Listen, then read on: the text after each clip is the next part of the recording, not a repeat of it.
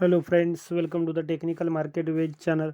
दोस्तों, आज जिस स्टॉक के बारे में डिस्कस करने वाले वो बैंकिंग सेक्टर का एक बहुत बड़ी कंपनी और बैंकिंग सेक्टर का एक बहुत बढ़िया स्टॉक है, जिसके बारे में मतलब हर कोई अच्छी बात बोलता है। कोई नेगेटिव फीडबैक नहीं है, कोई ये नहीं है।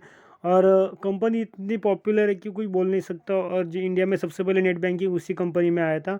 और लगभग अभी कंपनी 400 से 500 के रेंज में ट्रेड कर रही है। और दोस्तों, अभी उसका बाइंग का अगर रिकमेंडेशन देखोगे तो वो एक अच्छा खासा है। कंपनी एक अट्रैक्टिव मूवमेंट पे ट्रेड कर रही है और कंपनी का कल रिजल्ट लगने वाला है। तो उसके पहले आप देख सकते हो कंपनी का न्यूज़ क्या है, कंपनी का करंट पोजीशन क्या है। तो स्टार्ट करते हैं अपना आज का वीडियो। दोस्तों, जिस कंपनी के बारे में डिस्कस करने वाले हैं उसका आज का फ्राइडे का डाटा देख सकते हो, 29 जनवरी का। तो 29 जनवरी का डाटा देखोगे तो इसका लगभग 538 पे कंपनी ट्रेड कर रहा था। और कितना जंप है तो देख सकते हो, लगभग 10 रुपीज़ का जंप है, 10.17 पैसा। परसेंट में कैलकुलेट करोगे तो 2.03% का जंप है। आज ये ओपन ही हुआ था 534 पे और लगभग हाई मतलब 445 के आसपास पहुँच 545 के आसपास पहुंच चुका था। और जब क्लोजिंग के टाइम पे ये 538 के आसपास पहुंच चुका। अगर 5 दिन की बात करोगे तो 5 दिन पहले ये 550 पे ट्रेड कर रहा था। वही बात करो 1 मंथ की, तो 1 मंथ पहले 528 पे था। और अगर ऑल टाइम की बात करोगे, कंपनी है ICICI बैंक। और ऑल टाइम की बात करोगे तो लगभग 1999 में कंपनी थी 4 रुपये के आसपास। और बीच में देखो डिस्काउंटेड प्राइस पे मिल रही थी लॉकडाउन के समय, लगभग 300 350 के आसपास, 300 से भी नीचे आ चुकी। 250 350 से भी नीचे आया था शेयर। देखो देख सकते हो 360 भी है। और यहाँ पे देख सकते हो बीच में कंपनी लगभग 350 के भी अंडर आई थी, 291 पे भी आई थी। तो उतने अट्रैक्टिव प्राइस पे मिल रहा था, डिस्काउंटेड प्राइस था। अभी जाके पैसा डबल हो चुका है, मतलब 6 महीने में। तो ऐसे फंडामेंटली स्ट्रॉन्ग शेयर रहते हैं जो डिस्काउंट प्राइस में मिलेंगे तब खरीद लेना चाहिए उनको। तो कंपनी तो मैं आपको दिखा हुई है ICICI बैंक लिमिटेड, जो कि एक इंडिया की पॉपुलर और एक फंडामेंटली स्ट्रॉन्ग शेयर है, जिसके बारे में कोई नेगेटिव फीडबैक ही नहीं है। तो देखते हैं इसका थोड़ा डाटा और न्यूज़ का डेट क्या है, वो भी आपको प्रूफ के साथ दिखाता हूँ। न्यूज़ का डेट कैसा देखा, कहाँ पे मिलता है, वो भी दिखाता हूँ। उसके बाद NSE की ऑफिशियल साइट पे डाटा देख लो। ICICI bank limited, ICICI bank उसका सिंबल है, 538 पे ट्रेड कर रहा था, 10.17 रुपीज़ का जंप है, 2.03% का जंप है। प्रीवियस क्लोज उसका 528 पे हुआ, ओपन 533 पे, हाई 544.95, लो 529.45 का, क्लोजिंग हुआ है 537 का। और यहाँ पे देख सकते हो 52 वीक लो की अगर बात करोगे तो 268.30 का लो है। और हाई की बात करोगे तो 561 का उसका हाई है, जो 52 वीक हाई है। 21 जन को लगा है, 5 या 6 दिन पहले लगा है। 21 जन को, जो कंपनी ने अपने 1 साल का हाई बनाया है। और आज कितना क्वांटिटी ट्रेड हुआ है देख सकते हो। इतना मतलब 500 550 का प्राइसिंग होते हुए भी लगभग आज 48% क्वांटिटी डिलीवरी के लिए उठाया गया, होल्डिंग के लिए उठाया गया है। टोटल क्वांटिटी ट्रेड हुआ है 3,32,808। उसमें से होल्डिंग मतलब लॉन्ग टर्म के लिए 1,16,98,213। और बात करोगे अगर परसेंट में तो 48.53% का स्टेक होल्डिंग के लिए उठाया गया है यहाँ पे।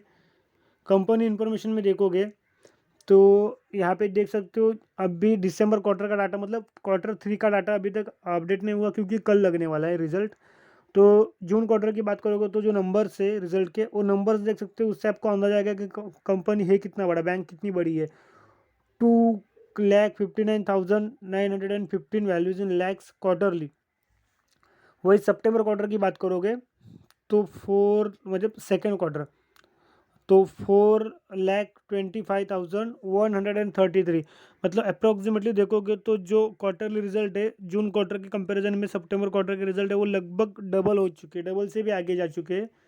ऐसा आप बोल सकते हो, और दिख भी रहा है यहाँ पे आपको, डबल तो पकड़ ही लो। और शेयर होल्डिंग की बात करोगे तो पब्लिक के पास 100%, इसका मतलब प्योर पब्लिक के पास नहीं, इसमें म्यूचुअल फंड है, डोमेस्टिक है, फॉरेन वाले। और मेजर होल्डिंग किसके पास है तो फॉरेन वालों के पास, FIS वालों के पास है, फॉरेन इन्वेस्टर के पास है, जो कि आप देख सकते हो। मैं आपको दिखाऊंगा वो भी बात। ऑल क्रेडिट गोज टू, यहाँ पे मनी कंट्रोल में आए हैं। देखो यहाँ पे मनी कंट्रोल की साइड पे अगर देखोगे तो ये रिजल्ट कैलेंडर है। तो यहाँ पे देख सकते हो आज 29 है, मैं आपको थोड़ा जूम आउट करके दिखाता हूँ। आज 29 है, 29 के जितने रिजल्ट है वो ये टुडे रिजल्ट में है। और यहाँ पे 20 कल का रिजल्ट देखोगे 30 तारीख का, 30 तारीख को कौन सा लगेगा, तो यहाँ पे थोड़ा सा नीचे आओगे आप तो आपको यहाँ पे ICICI बैंक दिखेगा। ICICI बैंक का कल रिजल्ट है, बाद में IDFC फर्स्ट बैंक का है। मतलब डेली बहुत सारी कंपनी का रिजल्ट लगता है। तो यहाँ पे क्लिक करोगे तो आपको बाकी सब डाटा दिखा दिया जाएगा। तो आपने देख लिया कि रिजल्ट कल लगेगा, तो कल रिजल्ट लगने के बाद आपको एग्जैक्टली समझेगा। लेकिन जो शेयर है वो उतना फंडामेंटली स्ट्रांग है तो है कि रिजल्ट नेगेटिव आने के कोई चांसेस ही नहीं है, रिजल्ट पॉजिटिव ही आएगा, डेफिनेटली श्योर है। और सबको पता है कि रिजल्ट अच्छे ही आने वाले हैं। क्योंकि अगर दूसरा कोई घिसा पिटा कंपनी रहता तो बोल सकते थे कि नहीं रिजल्ट नेगेटिव आएंगे या फिर कम आ सकते हैं। लेकिन ये ICICI बैंक ऐसा है कि मतलब इसका कोई चांस ही नहीं नेगेटिव आने का। अभी उसका थोड़ा डाटा देख लो, इंट्रिंसिक वैल्यू तो करंट प्राइस अभी ज़्यादा हो चुका है उसके इंट्रिंसिक वैल्यू से। रिटर्न एफडी से अच्छे नहीं दे रहे क्योंकि स्टॉक अभी थोड़ा 1 साल की बात करोगे तो स्टॉक थोड़े डाउन से अप आया है ना। और डिविडेंड की बात करोगे तो उतना अट्रैक्टिव नहीं है। एंट्री पॉइंट अभी भी सही है, स्टॉक ओवरबॉट जोन पे नहीं है, नो रेड फ्लैग से मतलब प्रमोटर की कोई होल्डिंग गिरवी नहीं बता रहे या फिर कोई स्टॉक डिफॉल्ट में जाने का चांसेस नहीं है। पी देखोगे तो 35.67 का पी है जो कि हाई पी के ऊपर है। सेक्टर का पी 26.56 है। नॉर्मली 30 का पी हाई माना जाता है और 10 का पी नॉर्मल माना, 10 पी मतलब नंबर 10। और फोरकास्ट और रेटिंग देखोगे तो बाइंग का रिकमेंडेशन लगभग 100% है। और यहाँ पे कंपनी प्रोपल में तो आपको पता है कंपनी का बिजनेस क्या है वहाँ पे। अभी यहाँ पे देखो थोड़ा ईयरली रिजल्ट देखो, वैल्यूज इन लैक्स करोड़ है, नॉर्मली 1000 करोड़ में रहते हैं। कंपनी बड़ी इसकी वजह से लाख करोड़ में। 2017 में रेवेन्यू प्रॉफिट देख सकते हो तो रेवेन्यू था 1.13 लाख करोड़, प्रॉफिट था 0.10 लाख करोड़। 2018 में रेवेन्यू भी बढ़ा और प्रॉफिट थोड़ा कम हुआ तो रेवेन्यू होके 1.1 लाख करोड़, 18 लाख करोड़ और प्रॉफिट हो गया 0.07 लाख करोड़। 2019 में अगेन उसका रेवेन्यू बढ़ा लेकिन प्रॉफिट कम हुआ था तो रेवेन्यू हुआ 1.31 लाख करोड़ और प्रॉफिट हुआ है 0.04 लाख करोड़।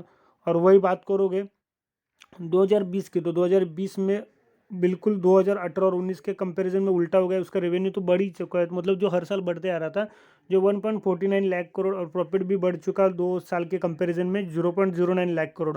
मतलब लॉकडाउन होने के बावजूद भी ये 2020 के साल में उसका जो प्रॉफिट है वो प्रॉफिट पिछले 2 साल के कंपैरिजन में बढ़ चुका है, जो एक अच्छी बात है और एक प्लस पॉइंट है। यहाँ पे देखो डिटेल में होल्डिंग म्यूचुअल फंड के पास है 26.35%, डोमेस्टिक वालों के पास है 15.44% और फॉरेन वालों के पास है 47.54%। और रिटेल और अदर पार्टीज के पास है 10.74%। तो आप बोलोगे अरे आप तो बोलते हो कि प्रमोटर के पास मेजोरिटी होनी चाहिए। बैंकिंग सेक्टर में ये रूल लागू नहीं होता। बैंकिंग सेक्टर में नॉर्मली प्रमोटर के पास नहीं रहता, वो प्राइवेट बैंक में रहता है। नॉर्मली पब्लिक सेक्टर बैंक में वैसा नहीं रहता। और ये म्यूचुअल फंड डोमेस्टिक या फिर फॉरेन वालों के पास ही होल्डिंग ज़्यादा रहती है। तो क्योंकि वो PSU बैंक बोल सकते मतलब ये बैंकिंग सेक्टर में वो रूल लागू नहीं होता।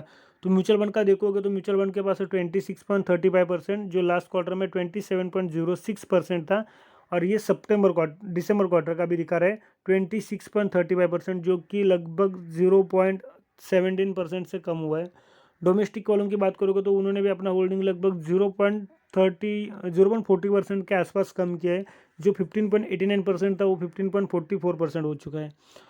और फॉरेन वालों की बात करोगे तो यहाँ पे देख सकते हो फॉरेन वाले क्वार्टर ऑन क्वार्टर अपना होल्डिंग बढ़ाते जा रहा है, जो कि पिछले क्वार्टर में 45.68% था, जो बढ़ के 47.45% हो गया। लगभग उन्होंने अपना होल्डिंग यहाँ पे 2% के आसपास बढ़ा लिया है। और अब देख रहे हो कि यहाँ पे किस म्यूचुअल फंड का 0.40 या फिर डोमेस्टिक वालों का भी 0.35% कम हो रहा है, वहाँ पे फॉरेन वालों का लगभग 2.5% के आसपास होल्डिंग बढ़ रहा है। ये एक अंडरलाइन करने वाली बात है और देख सकते हो अच्छे स्टॉक में उनका होल्डिंग बढ़ते जा रहा है। और रिटेल इन्वेस्टर एज यूजुअल अच्छे स्टॉक से एग्जिट करते हुए अपना होल्डिंग कम करके 10.35 से कम होकर 11.35 से कम होकर 10.74 पे पहुँच चुके हैं अपना होल्डिंग लेके। तो मैं हमेशा आपको बोलता रहता हूँ कि म्यूचुअल फंड डोमेस्टिक या फॉरेन वाले हो, उनमें से किसी ने अपना होल्डिंग अगर ज़्यादा क्वांटिटी में बढ़ाते हो तो आप सोच लेना कि स्टॉक में कुछ अच्छा या बड़ा होने वाला है। क्योंकि उनके पास इन्वेस्ट तो करते हैं लेकिन एनालिसिस करने के लिए प्रॉपर डिटेल नॉलेज रहता है और टीम भर के लोग रहते हैं, टीम बहुत बड़ी टीम रहती है उनके एनालिसिस करने के लिए, तो उनका एनालिसिस थोड़ा सही वे में जाता है। तो एक आपको क्लू मिलता है कि बाबा ये स्टॉक में अच्छा होने वाला है या फिर कुछ बड़ा होने वाला है या फिर रिटर्न अच्छे मिल सकते हैं। तो एक आपको अंदाजा आ जाएगा। बाकी इन्वेस्ट करना नहीं करना, किसी के ऊपर ब्लाइंडली भरोसा करके नहीं करना चाहिए। इन्वेस्ट करने से पहले अपने फाइनेंशियल एडवाइजर से डिस्कस जरूर कीजिए, क्योंकि इन्वेस्ट आपको करना है, रिस्क आपका रहेगा, मनी भी आपका रहेगा। सो स्टडी कीजिए, एनालिसिस कीजिए, अच्छे स्टॉक में बने रहिए। मिलेंगे अगली वीडियो में।